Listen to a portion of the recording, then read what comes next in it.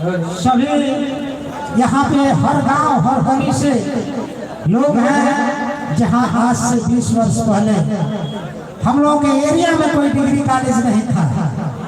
जब शादी विवाह की बात होती है तो हम लोगों के क्षेत्र में इंटर कॉलेज गांधीनगर और हाटमापुर बहुत ही बेहतरीन स्कूल दोनों थे, जो 100 मीटर के इर्द में दो इंटर कॉलेज, लेकिन डिग्री कॉलेज नहीं था। जब भी हमारे बड़ी बहनों से पूछा जाता था शादी विवाह में कि आप किस क्लास तक पढ़े, थोड़ा गौर फरमाइएगा सभी गार्जियन, ये घर घर और आंगन की बात है और यही रियल सच्चाई है। हम लोग इंटर बताने के बाद अपना सर झुका लेते थे, क्योंकि हम लोगों के पास इस प्रकार की कोई व्यवस्थाएं नहीं थी कि हम डिग्री कॉलेज में जा सके। स्थिति ये थी कि हम लोगों के पास हर व्यवस्था होने के बावजूद भी हम अपने बहनों को जिला गाजीपुर पीजी कॉलेज में नहीं भेज सकते थे, व्यवस्थाएं नहीं थी।